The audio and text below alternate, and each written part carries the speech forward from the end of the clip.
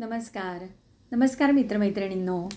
आज 31 जानेवारी 2024. आजचा दिवस कसा आहे? आनंदी आणि उत्साहाने भरपूर.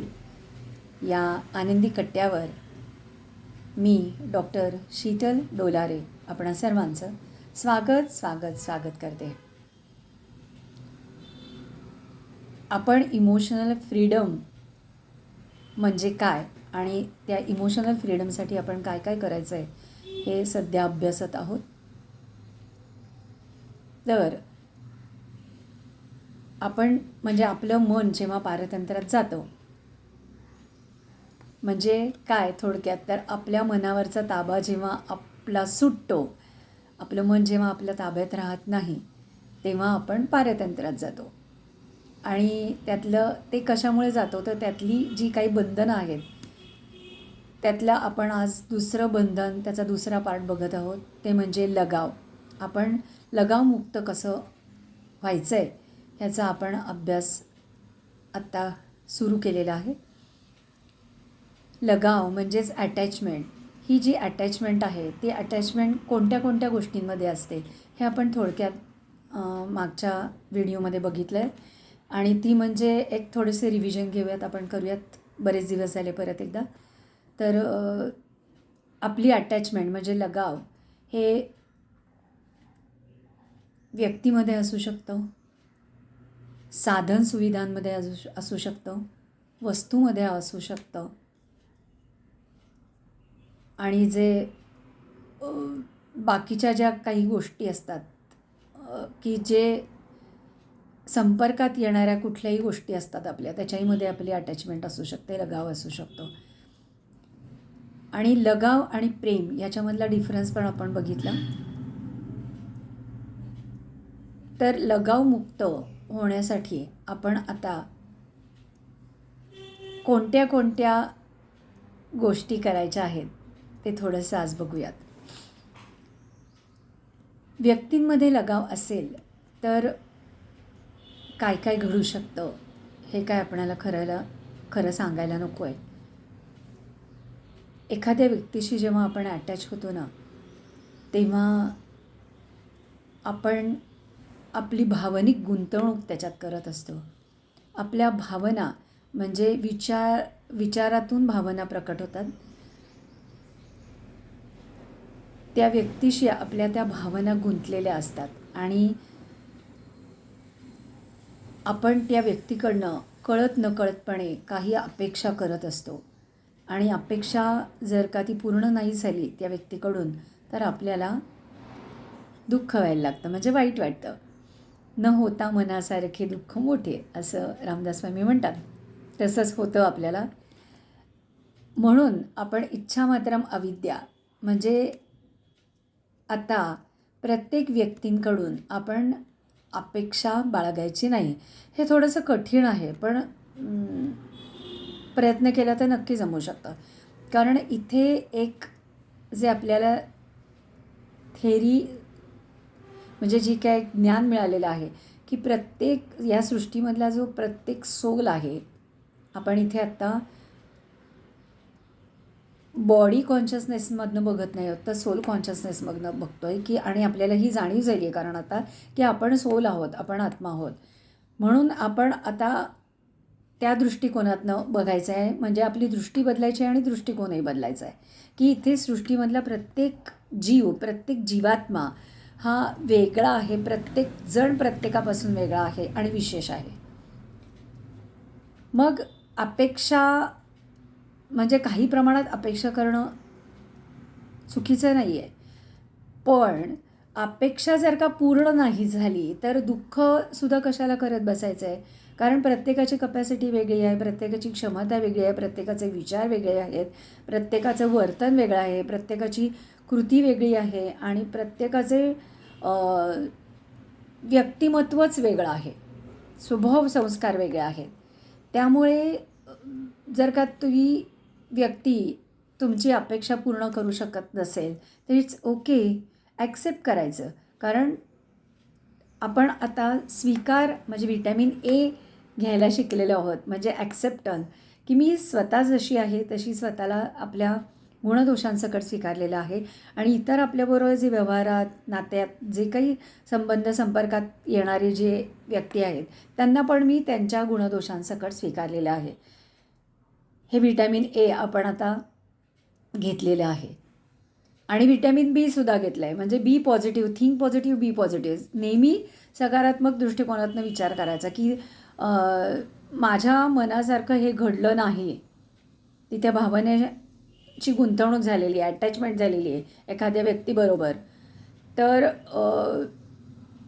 जर का काही नकारात्मक घटना घडल्या किंवा नकारात्मक विचार दुसऱ्या व्यक्तीकडनं आले तर आपण पॉझिटिव्ह थॉट करायचा की ठीक आहे, त्या व्यक्तीचा तसा मूड नसेल, काही कारणं असतील, आपण समजून घ्यायचं आहे.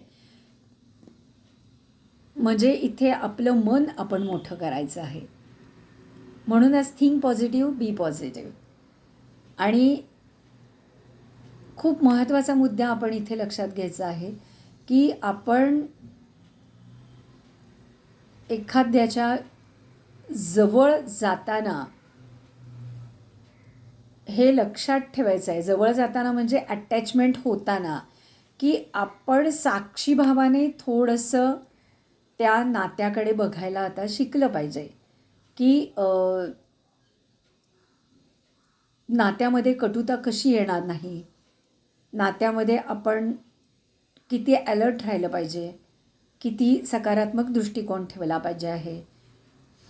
आणि आपला जे ऋणानुबंध आहेत, कारण आपल्याला एक माहिती आता की आपण इथे या नात्यात का अडकलो गेलो आहोत, तर कित्येक जन्मांचे आपले ऋण आहेत. म्हणजे ही ऋणानुबंधाच्या चुकून पडल्या गाठी असं एक गाणं आहे ना, तसंच की ह्या ऋणानुबंधांच्या गाठीमुळे, लॉज ऑफ कर्माच्या फिलॉसॉफीमुळे ते ऋण देणं घेण्यासाठी आपण या नात्यामध्ये, या बंधनामध्ये अडकलो आहोत.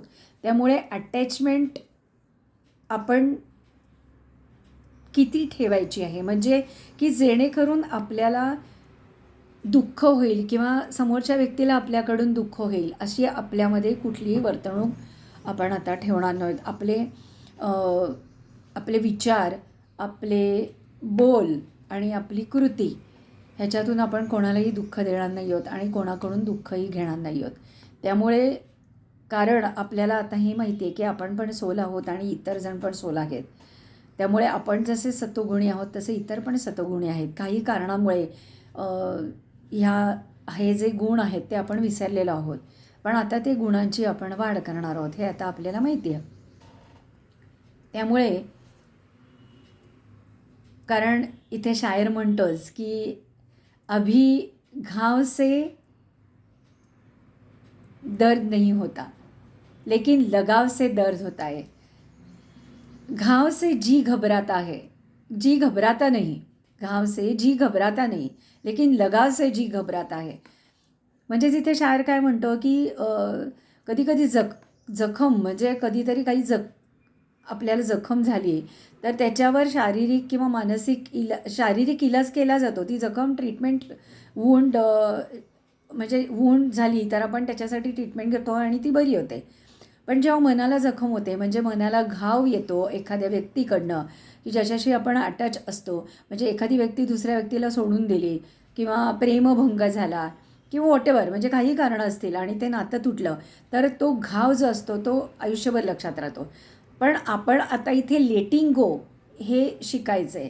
म्हणजे एकतर ते ॲक्सेप्ट करायचे की हो ठीक आहे, हे तेवढाच आपल्या प्रवासामध्ये ती व्यक्ती होती, तेवढाच शेअर आपल्या त्या व्यक्तीचा तेवढा पुरताच होता आणि लेटिंग गो करायचं आहे. म्हणजे फॉरगिव्ह अँड फॉरगेट ही पण थेरी इथे आपण ॲप्लाय करायची आहे. म्हणजे आधी आपण सगळ्यांना क्षमा करायची, आधी स्वतःला क्षमा करायची, स्वतःचं काही चुका झाल्या असतील तर त्याला क्षमा करायची आहे. कारण हा जर्नी आहे, life is a beautiful journey. तो प्रवास खूप सुंदर आहे आणि तो प्रवास आपण सुंदररित्या करायचा आहे. मग हे सगळे येणारे जाणारे आहेत, ज्या व्यक्ती आहेत त्या त्यांचं डेस्टिनेशन आलं की त्या उतरणार आहेत. हे जेव्हा ॲक्सेप्टन्स येतो ना, तेव्हा हा प्रवास जीवनाचा सुखकर होतो. आणि म्हणून आपण लगावमुक्त होण्यासाठी अजून एक, जशी आपण फॉरगिव्हनेस केला आणि जेव्हा क्षमा केली ना, तेव्हाच आपल्याला या गोष्टी विसरता येतात. क्षमा केलेली नसेल ना 100%, तर काही मधल्या गोष्टी आहेत त्या आपण विसरू शकत नाही. पास्ट आला की फुल स्टॉप लावायचा आहे. पास्टचं चिंतन करायचं नाही, फ्युचरची चिंता करायची नाही. Be in present, focus on present, focus on good. हे आपण सगळं आत्ता शिकलो. ह्या सगळ्या थेरी आता इथे अप्लाय करायच्या आहे. म्हणजे हळूहळू आपण लगावमुक्त जीवन जगायला लागतो. पॉवर टू विड्रॉ म्हणजे आता बघा की आई आणि मुलाशी अटॅचमेंट खूप जबरदस्त असते. म्हणजे ते एक प्रेम, जिव्हाळा, आपुलकीचं नातं असतं. पण मूल जेव्हा मोठं होतं तेव्हा आई साक्षीभावाने अलिप्ततेने त्या मुलाकडे बघते. आणि काही तो मुलगा तरुण झाल्यावर, मोठा झाल्यावर त्याचं लग्न होतं. त्याच्या आयुष्यामध्ये दुसरी एक स्त्री येते. आधी एक स्त्री असते, ती आई असते, आणि दुसरी स्त्री जेव्हा येते तारुण्यामध्ये तेव्हा ती त्याची बायको असते. ते नातं वेगळं होतं. पण हा जेव्हा आईचा ॲक्सेप्टन्स येतो, प्रेम म्हणजे आपुलकी, जिव्हाळा असतो, मातृत्वाचं जे प्रेम असतं ते कधीच बदलत नाही. कारण तिथे क्षमा आणि विसरणे हे 2 फॅक्टर्स खूप येतात. आई मुलाला क्षमा करून टाकते, हो, आणि विसरून पण जाते. मूल येते, बाळ आहे आपलं, कधीतरी चुकत असतं, क्षमा करून टाकायचे, तिथे आपलं मन मोठं करायचं आहे. हे जेव्हा आपण ॲप्लिकेशन करतो ना, तेव्हा खूप आपली नातीसुद्धा घट्ट होतात. म्हणजे नात्यांची वीण आहे ती घट्ट होते, नाती टिकतात, आणि आपली नाती हेल्दीसुद्धा होतात. आणि आपण लगावमुक्तसुद्धा होऊ शकतो. कारण इथे आपण अजून एक थेरी इथे अप्लाय करायची आहे, जी आत्मसात करायची आहे. ती म्हणजे ना दुःख दो ना दुःख लो. आपणही कोणाला दुःख द्यायचे नाही, आणि कोणीही आपल्याला दुःख दिलं तर ते आपण इथे आपल्या आत्म्यापर्यंत जाऊ द्यायचं नाही आहे. लेटिंग गो करायचं आहे. मी एक बिंदुस्वरूप नॉलेजफुल ज्योतिर्बिंदू स्वरूप आत्मा आहे, की जो लाईट आहे, प्रकाशमय आणि खूप हलका. कारण माझी सगळी दुःख, माझा सगळा बोज आहे, तो मी त्या परमेश्वराला अर्पण करून टाकलेला आहे. त्यामुळे मी मोकळी आहे. I am free. मी लाईट आहे, खूप हलकी आहे. हे जेव्हा आपण आत्मसात करू ना, तेव्हा आपण लाईट बनू आणि लगावमुक्तसुद्धा व्हायला लागू. दुसरी एक व्यक्ती संदर्भातच बोलायचं झालं तर प्रत्येक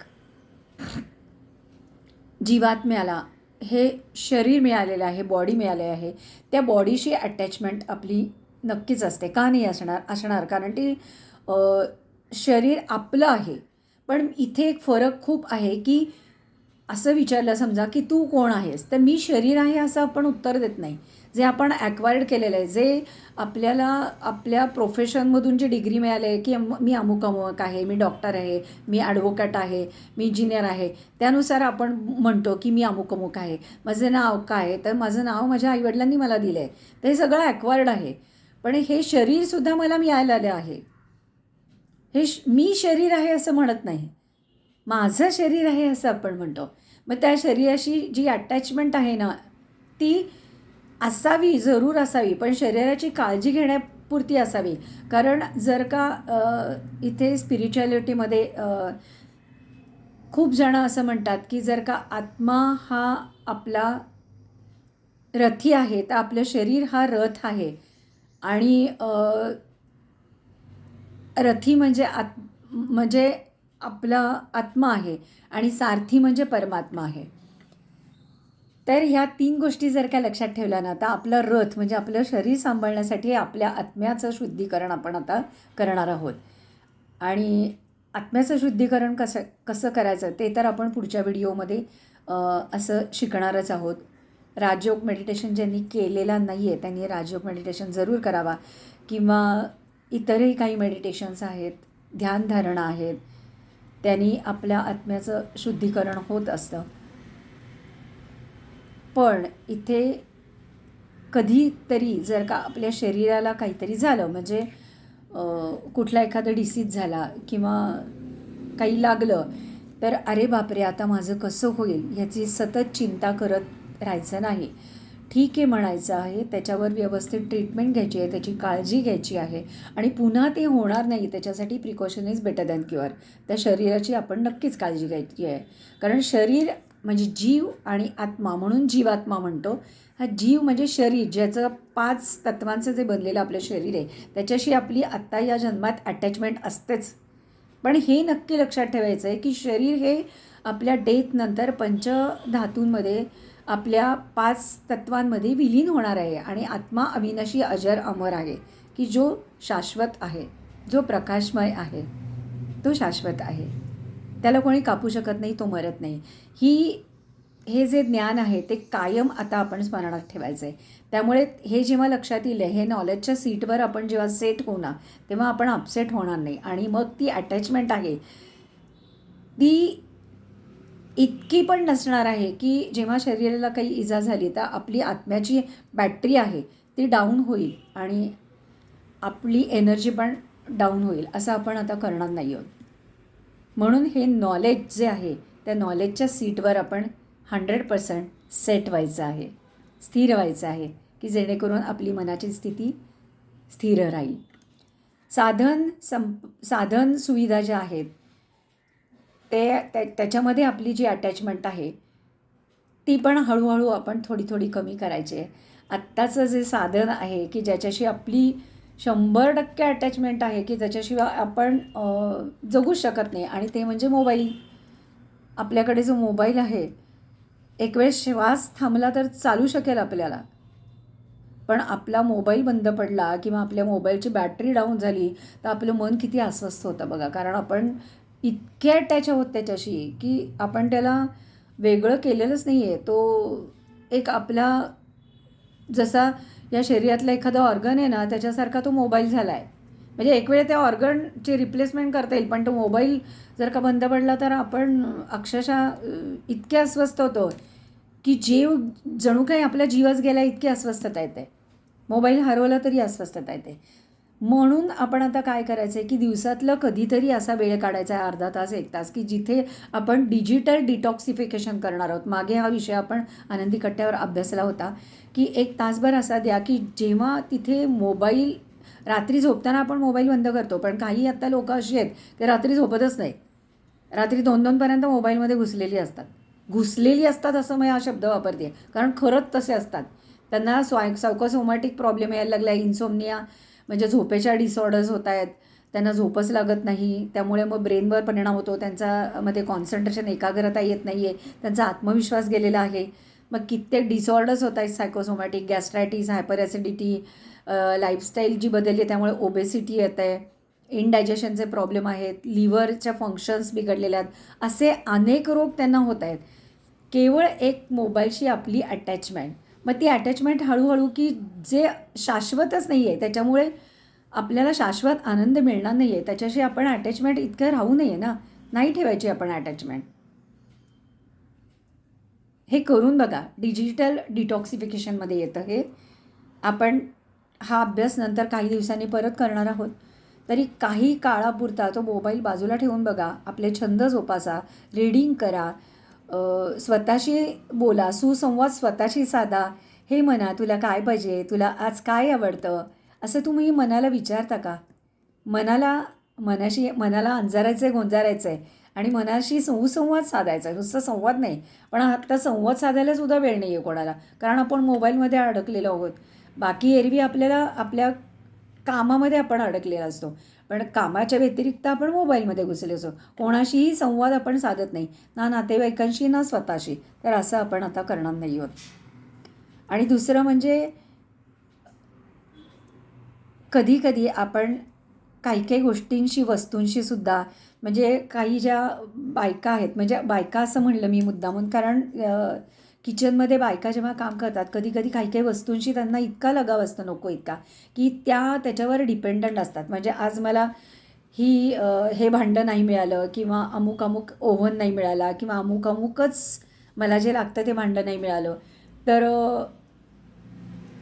तुमची मानसिक अस्वस्थता त्यांना यायला लागते. किंवा काही वस्तूंवर काही वेळा ते अवलंबून असतो आपण, ते म्हणजे फॅन नसेल तर आम्ही काही काम करू शकत नाही. ए सीमध्ये आम्ही बसलो नाही तर आम्ही काम नाही करू शकत. तर अशा ज्या काही साधनसुविधा आहेत त्याच्याशी जी काय आपली अटॅचमेंट आहे ती पण हळूहळू आपण कमी करायची आहे. म्हणजे मी असं म्हणत नाही की आपण ही साधनं वापरायची नाही आहेत, ती जरूरच आहेत, आत्ताच्या काळाची ती गरज आहे. पण असं होता कामा नये की ही साधनं बंद पडली उद्या तर माझं जगणंच असंही होईल. असं आपण आता जगायचं नाही आहेत. आपला आनंद हा कशावरही अवलंबून असता कामा नये. कारण आपलं तर ठरलं आहे, आपल्याला शाश्वत आनंदापर्यंत जायचं आहे. त्यामुळे आपण लगावमुक्त होणार आहोत. मी ट्रस्टी आहे. माझं शरीर हे मला सांभाळायला मिळालेलं आहे. परमेश्वरांनी ही सेवा म्हणून मला शरीर दिलेलं आहे. इतर जे नाती माझ्या नात्याच्या बंधनात मी अडकलेली आहे, ती नाती माझ्या कर्माच्या फिलॉसॉफीमुळे ती नाती मला मिळालेली आहेत आणि तीसुद्धा सेवा करण्यासाठी मी ट्रस्टी आहे आणि ही काळजीपूर्वक मी नाती सांभाळणार आहे. हे सगळे जेव्हा ट्रस्टी किंवा साक्षीभावाने बघितलं ना तर आपण लगावमुक्त हळूहळू व्हायला लागू. आणि जेव्हा या लगावमुक्त या बंधनापासून आपण मुक्त होऊ ना तेव्हा इमोशनली फ्रीडममध्ये आपण जाऊ आणि आपण त्या शाश्वत आनंदापर्यंत जगू शकू. बघा, हा विचार करून बघा. हे विचार जर का आवडले तर जरूर इतरांना पण शेअर करा आणि हा चॅनल जर का आपल्याला आवडला तर जरूर सबस्क्राईब करा आणि लाईक पण करा. So all the best. Have a nice day. Stay blessed, happy, healthy and wealthy. Thank you. धन्यवाद.